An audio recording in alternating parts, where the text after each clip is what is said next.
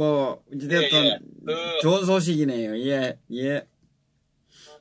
자, 우리 시청자 여러분, 이제 골다분한 얘기보다는 어쨌든 또 먹고 사는 문제가 중요합니다. 이 올해부터 시작되고 있는 그 주 52시간 근무제의 그 가장 큰 영향을 받고 있는 그 부류가 이 50대 근로자라는 그런 분석이 나왔습니다.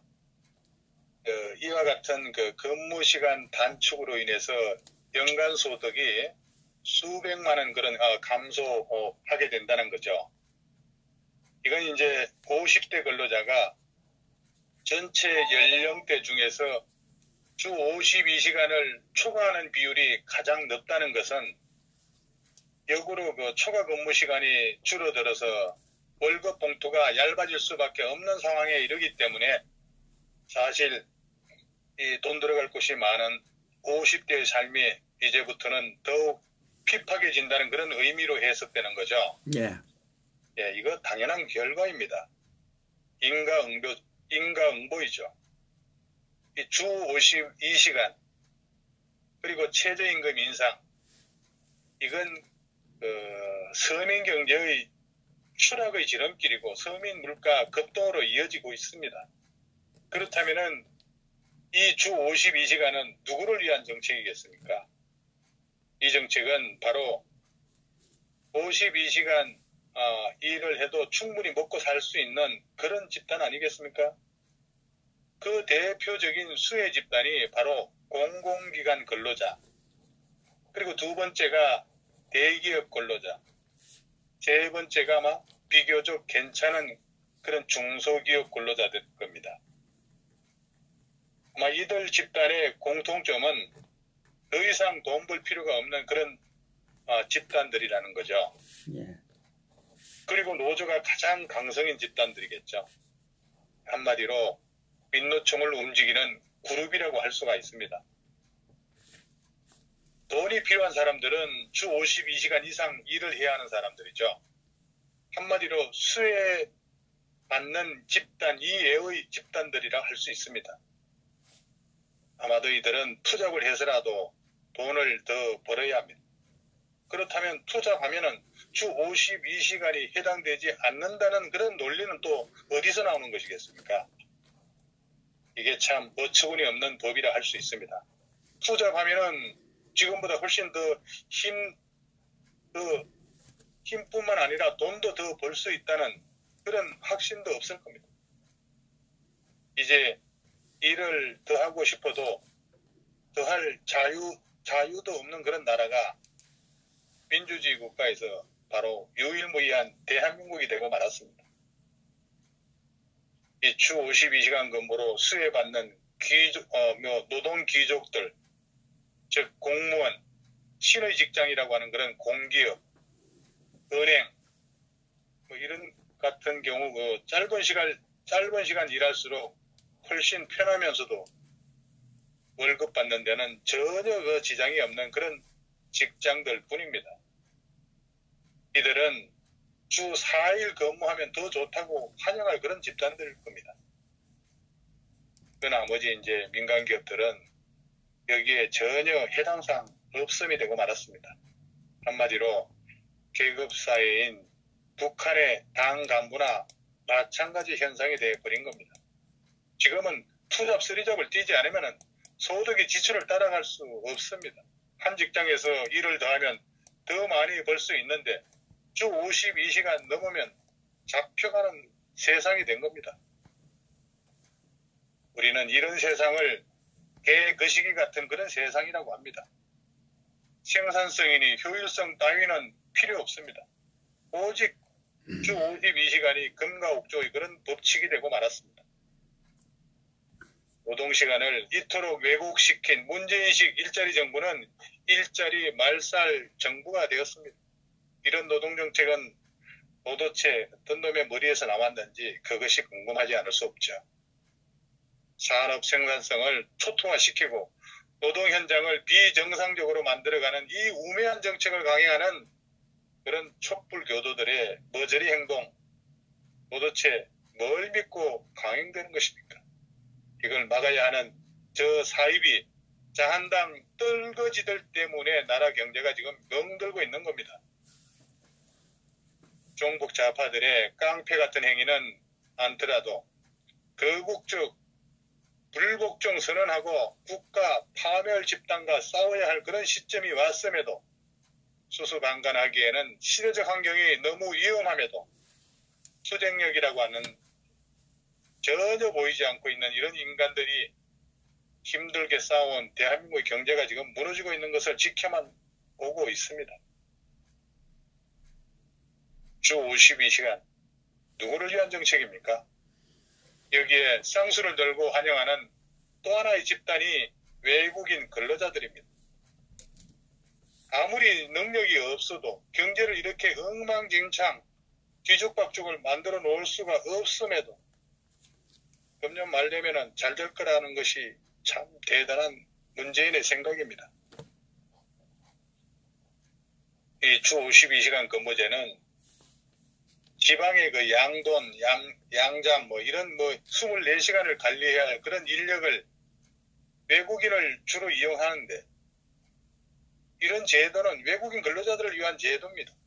최저임금과 주 52시간 근무해야 할 이 외국인들 주장 역시 한국인들하고 동등한 대우라는 겁니다.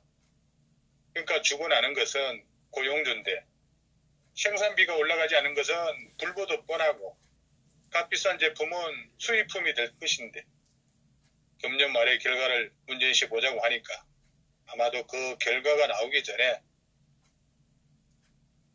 우리 상공인들 폐업 연속이 될 것 같습니다. 피해를 보는 국민들이 포도는 꿀처럼 달려있는데도 국정 지지율이 부정보다 긍정이 높다는 그런 여론조사 대체 누구를 대상으로 했다는 건지 믿을 수가 없고 모든 걸 세금으로 때우는 그런 어리석은 정책으로 남은 3년 넘기려는 수작 외에는 다른 정책을 만들 인재도 손 놓고 아마 잠수하는 걸까요? 외교적으로 따돌림 당하고 국내 문제는 만신창이를 만드는 현 정권 빨리 바꿔야겠습니다. 그리고 문재인 씨 그제 신년회견에서 한 말을 제가 자세히 한번 들여다보니까 권력기관에서 과거처럼 국민을 크게 실망시키는 일이 지금까지 단 한 건도 발생하지 않았다고 이렇게 했습니다. 근데 말이죠. 이 검찰 같은 권력기관들은 정권이 바뀔 때마다 새 권력에 충견이 돼가지고 정치 보복에 앞장서는 그런 일을 반복해서 해왔음에도 불구하고 문재인 씨 단 한 건도 없다고 이렇게 얘기를 했습니다. 별로 기사에 보도가 된 것도 없는 것 같은데 이거 대통령의 허언입니다. 허언. 거짓말이죠. 허언은 거짓말의 한자어입니다. 사기꾼의 거짓말은 사기꾼이기 때문에 합법적이지만은 대통령 거짓말은 불법이자 탄핵 대상입니다. 실실 웃어가면서 뻔한 거짓말을 공개 석상에서 아무렇지도 않게 사실처럼 말하는 사람을 흔히 낯이 두껍다, 가정스럽다 이렇게 하지만 아마 제게 무슨 병환인지 훤히 알고 있을 겁니다. 그때 그 한명숙이 뇌물 처먹고 말이지 그 깜빵 가던 날 그 한명숙 그녀를 위해서 모금하자고 그 난리치던 그 뻐꾸기에 아연 실색했는데 그때 내 길을 의심했었죠. 아마도 허언증 아닌성 싶습니다. 끝없이 무언가를 획책하는 그런 못된 것들에 둘러싸여서 체면당하다가 제 말로 자기 체면을 거는 그런 경지에 도달했으니까 우리는 아마 이런 정세를 강신도라고 이렇게 말할 수 있을 겁니다. 현존 어거지하고 마타도의 그 최고수들이 을미사변의 재탕, 정류재란으로 대지의 천적을 몰아내고 대지세를 옹립한 것이라 할 수 있습니다. 그러니까 그 난리통에 울부짖으면서 뛰쳐나가야 했던 그런 촛불들이 한없이 불쌍한 거죠. 근데 더 불쌍한 것은 아직도 거짓이 진행형이라는 겁니다. 문재인이 그 인도 방문 중에 기무사 개헌 문건 특별수사 지시로 검찰과 군 검찰이 동시에 나섰습니다. 근데 석 달 넘게 90여 곳을 압수수색하고 당시에 그 200여 명 소환조사하는 그런 대난리 피워봤지만은 쿠데타 모의 전혀 나오지 않았습니다. 엉뚱하게 허위 공문서 그렇습니다. 구속영장 실질검 심사 받기 위해서 제발로 걸어 나온 예비역 중장 팔목에다가 수갑을 채우고 모멸감을 줘가지고 목숨을 끊게 만들었습니다. 그리고 방산적폐로 몰린 업체 수사할 때 방산 비리가 나오지 않으니까 문식예가로 또 걸었습니다. 이런 수사 과정에서도 업체 임원이 자살을 했습니다. 이런 수사로 극단적 선택을 한 경우가 이들 말고도 또 있습니다. 문재인 씨 감찰 지시를 내린 검사장은 공직에서 쫓겨나고 그 여파로 모친상까지 당했지만은 결국 무죄 복직 판결 받았습니다.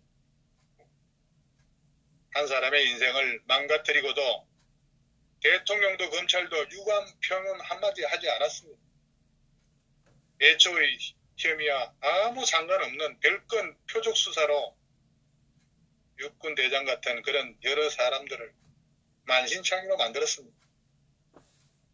지난 정부의 김관진 안보실장이죠. 구속영장이 기각됐는데 그거 뭡니까? 6개 혐의로 김관진 안보실장 이 사장을 당하고 있고 이렇게 인권을 짓밟으면서 문재인 씨는 단 한 건도 없다고 이렇게 얘기를 하고 있습니다. 이러한 문재인 씨의 헛소리, 문 정권의 권력기관은 국민 실망시킨 게 단 한 건도 없었다니 참 가상하지 않습니까? 아니 삼척 동자 이 민초는 구역질이 올라옵니다. 보고 싶은 것만 보고 듣고 싶은 것만 듣고 말하고 싶은 대로만 하면 그게 되는 겁니까? 되새겨도 봐야겠죠. 기무사 개헌 문건을 빌미로 해서 국가안보기관 기무사를 석 달 넘게 90여 곳을 압수수색하고 200여 명 소환조사해서 죽탕질을 쳤고 국군 기무사라는 기관을 아예 없애버렸어도 쿠데타 모의 근거가 나오지 않았습니다. 국가에 충성하면서 그 명예로 살아온 예비역 중장에게 수갑 채워서 포트라인 세우고 하물며 공개방송으로 망신 줘서 전 기무사령관 파살당한 겁니다. 이 문재인 정권의 속칭 사냥개들이 국민 실망시킨 그런 적폐가 과연 이뿐이겠습니까? 사상 초유의 그 대한민국 헌법상 상권분립사법부의 수장 대법원장 출신 양성태 대법관을 잡아놓기 위한 발광은 지금 어떻게 진행되고 있습니까? 저주적, 발악적, 표적 말살의 적폐를 스스로 깨닫지도 못하고 충고도 지적도 고불가능이라고 얘기해야 되겠죠. 고불가능. 어떤 일에도 상관하지 않고 모른 체 하는 그런 모습을 가르치는 그런 표현이죠. 고불가능이라는 게. 고불가능하면서 내로남불 거짓으로 올인 고고하는데 끝내는 타의와 다른 힘에 의해 강제로 단절당하는 단죄의 응부가 따를 것임을 직시해야 할 것입니다. 그리고 지난 6.13 그 지선 때 말이지, 그 울산시장 접근 수사하던 경찰 말이죠. 그 수사 개시 전에 그 여당 유력 후보를 만났고 시장이 야당 공천 바로 받은 바로 그날 시청 압수수색 벌였고 결국 울산에서 뭡니까 그 송초로 이 사람이 원래는 익산 출신입니다. 익산 출신의 송초로 여당 후보가 당선됐습니다. 창원시장도 마찬가지예요. 야당 후보도 공천 받은 그날 경찰이 수사 중이라고 공개를 했지 않습니까? 야당 비상대책위원장이 결정된 그날 경찰은 김영란법 위반 혐의를 흘렸습니다. 이런 것들이 권력의 더러운 형태라고 할 수가 있습니다. 그런데도 문재인 씨는 단 한 건도 없다. 이렇게 연두 기자회견에서 밝혔습니다. 지난 정권 수사는 이처럼 집요하게 가오가면서도 자기 편에 dob이 없다시피 하고 있습니다. 아니, 뇌물성 출장 의혹을 받은 전직 참여연대 출신 그 김기석이 있지 않습니까? 금감원. 그 어찌 됐습니까? 그 불법 정치 자금 수수 혐의를 받은 그 청와대 정무비서관하고 지금 뭡니까? 그 김기석이 그만둔 지가 약 지금 한 8개월이 됐어요. 그리고 이 정무비서관은 4개월 됐죠. 이렇게 8개월, 4개월이 넘도록 지금 아직까지 아무런 결론이 나오지 않고 있다는 거예요. 그러니까 경찰은 드루킹 수사 때 김경수 이 지사가 홍보해달라고 하면서 드루킹하고 기사 그 인터넷 주소 URL 이거 주고받은 걸 파악했음에도 불구하고 그 당시에 무려 5개월 가까이 휴대폰을 압수하지 않았습니다. 이건 대놓고 증거인멸하라는 그런 시간을 벌어준 거라고 할 수 있습니다. 여기다가 수사 책임자는 한술 더 떠가지고 김경수의 변호인처럼 불렀습니다. 애초에 검찰은 이 사건을 기소마저 하지 않았습니다. 그래서 이 정권 그냥 두면 히틀러나 무솔로니가 될 그런 위인이 아니겠습니까? 대중매체를 통해서 거짓을 사실인 양 당당하게 주장함으로써 우매한 대중들을 호도하는 수법이 아이 중증이라 할 수 있습니다. 또 생각해보면은 그 노무현 때 그 형이 있지 않습니까? 노건평이. 예. 노건평이 뇌물 요구했다가 당시에 뭡니까? 그 대우건설이죠. 예. 예, 그 남산국 사장인가요? 남산국, 예. 예, 그 사람한테 뭐라고 얘기를 했습니까? 힘없는 뭐 시골 노인이 무슨 그런 일을 했겠느냐. 이렇게 미리 재단에서 얘기를 하니까 이 남산국 대표가 한강에 수신 자살한 거 아니겠습니까? 예. 그처럼 그 노무현은 그 부산 또 시장 또 누구 있지 않습니까? 안상영 시장인가요? 안상영 씨. 예, 예. 그 다음에 당시에 또 전남도지사 하던 그 박태영 전남지사, 또 뭐 현대 정몽원 회장, 이 뭐 수많은 사람들이 당시 그 권력 아래 죽었습니다. 어쩌면 그 가보로 그 부엉이 바위에서 공중부양을 시도한 겁니다. 예, 노무현과 지인인 우리 문재인 씨, 그걸 뼈 박은 듯이 닮아서 기무사령관을 그렇게 죽였고 다른 많은 사람들도 그렇게 큰 상처를 입었습니다. 지금 휘죽거릴 때가 아니죠. 웃지만 아마 고공낙하를 훈련한 공수부대 출신이라고 해도 언젠가는 노무현처럼 어느 높은 지점에서 스스로 떨어지는 일이 없기를 바랍니다. 역대 정권에서 이처럼 권력을 이용해서 교묘한 합법을 가장해서 마구잡이로 인권을 침해한 정권은 없었습니다.